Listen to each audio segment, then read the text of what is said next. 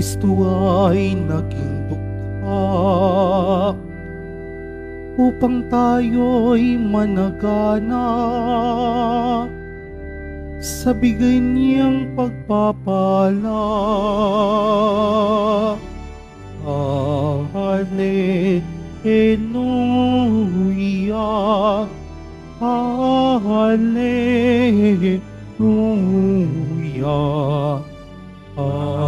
Hallelujah,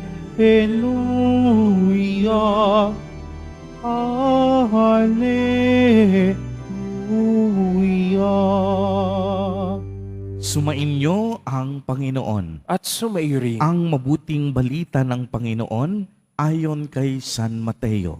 Papuri sa iyo, Panginoon. Noong panahong iyon, sinabi ni Jesus sa kaniyang mga alagad, "Sinasabi ko sa inyo, napakahirap mapabilang ang mayayaman sa mga pinagaharian ng Diyos. At sinasabi ko rin sa inyo, madali pang makaraan ang kamelyo sa butas ng karayom kaysa pasakop sa paghahari ng Diyos ang isang mayaman." Nagtaka ang mga alagad nang marinig ito, kaya't naitanong nila, "Kung gayon, sino po ang maliligtas?" Tinitigan sila ni Jesus at sinabi, "Hindi ito magagawa ng tao, ngunit magagawa ng Diyos ang lahat ng bagay." At nagsalita si Pedro, "Tingnan po ninyo, iniwan namin ang lahat at kami sumunod sa inyo. Ano po naman ang para sa amin?" Sinabi sa kanila ni Jesus, "Tandaan ninyo ito, kapag nakaluklok na ang anak ng tao sa kaniyang maringal na trono sa bagong daigdig, kayong sumusunod sa akin ay luluklok din sa 12 trono upang hukuman ang 12 lipi ng Israel.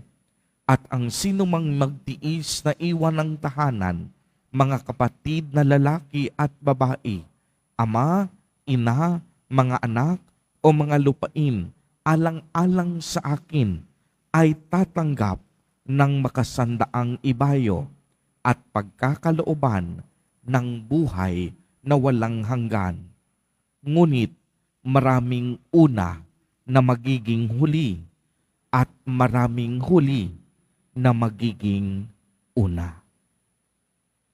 Ang mabuting balita ng Panginoon. Pinupuri ka namin, Panginoong Hesukristo. Magsiupo muna ang lahat. Magandang umaga po sa inyong lahat, mga kapatid kay Kristo. Sa lahat po ng ating mga taga-subaybay sa iba't ibang online platforms at sa lahat ng ating mga kadiboto sa iba't ibang panig ng Pilipinas at maging sa buong mundo kung saan tayo ay naaabot ngayon ng ating live streaming. Mapayapang umaga din po sa inyong lahat. Purihin at dakilain natin ang ating Panginoon, ang mahal na poong Jesus Nazareno. Mga kapatid kay Kristo at mga kadiboto, malugod po namin kayong tinatanggap sa Basilica Minor at Pambansang Dambana ni Jesus Nazareno.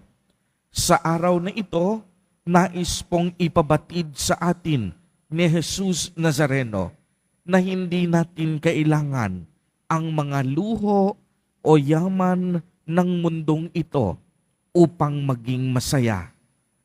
Mas higit na mapalad ang mga taong nagtitiwala sa Diyos. Yung taong sa Diyos ay umaasa at sumasampalataya. Yung mga taong sa Diyos kumakapit, hindi sa sarili nilang kayamanan, hindi sa mga material bagay na napundar nila, hindi sa pera, hindi sa kanilang mga alahas, hindi sa kanilang bahay at lupa, hindi rin ang propesyon ang magpapasaya sa tao. Ang tunay na magbibigay kasaysayan at kabuluhan sa ating buhay ay ang ating pusong handang sumunod sa kalooban ng Diyos. Kaya nga napakaliwanag ang sinabi ni Jesus Nazareno sa ating ebanghelyo sa araw na ito. Napakahirap mapabilang ang mayayaman sa pinaghaharian ng Diyos.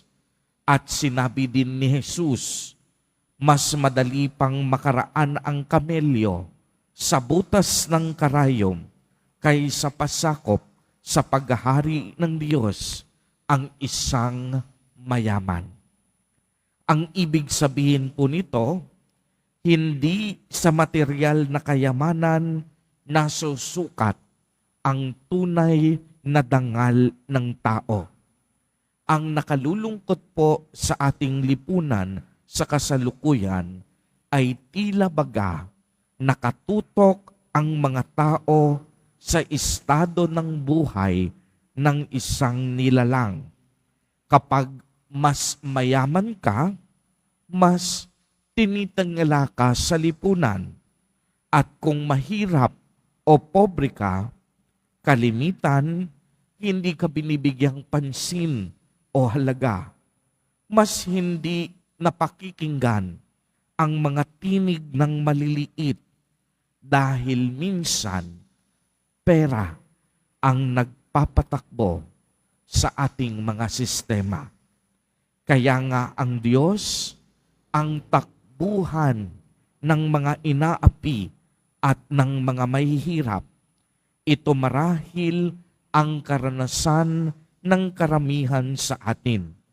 Di po ba't kapag walang-wala na tayo at sadsad na ang ating kalagayan, tanging sa Diyos tayo tumatakbo at lumalapit. Ganitong pagkapit ang nais ng Diyos sa atin, hindi lamang dahil may matindi tayong pangangailangan, kung hindi dahil tanging siya lamang ang solusyon sa lahat ng ating problema. Kaya nga po sinasabi natin na ang kaharian ng Diyos ay karanasan ng mga pagpapala ng Diyos, at ito ay ibibigay niya sa taong may pananampalataya at sa mga taong sumusunod sa kaniyang kalooban. Ang mga dukha, ang mga nagdadalamhati, ang mga inaalipusta, ang mga nagugutom, the lost, the last, and the least, lahat po yan, espesyal sa puso ng Diyos. Mayroon tayong iba't ibang kwento, kahinaan at kalakasan. Lahat tayo may iba't ibang layunin, hamon at karanasan sa buhay. Gayunpaman, tinawag tayong lahat ni Jesus Nazareno upang makilala at maranasan ang kabutihan at kagandahang loob ng Diyos. Mga kapatid kay Kristo at mga kadiboto, anumang gawin natin sa ating buhay, hindi po tayo magiging masaya kung wala tayong relasyon at kaugnayan sa Diyos.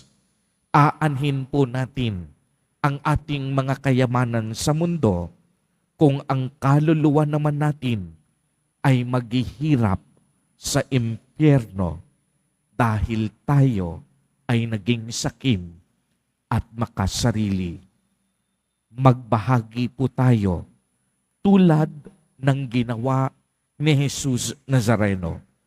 Binahagi niya ang lahat-lahat sa kaniya, pati sarili niyang buhay at hininga.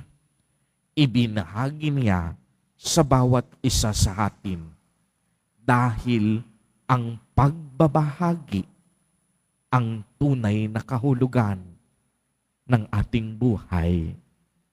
Amen. Purihin at dakilain natin ang ating Panginoon, ang mahal na poong Jesus Nazareno.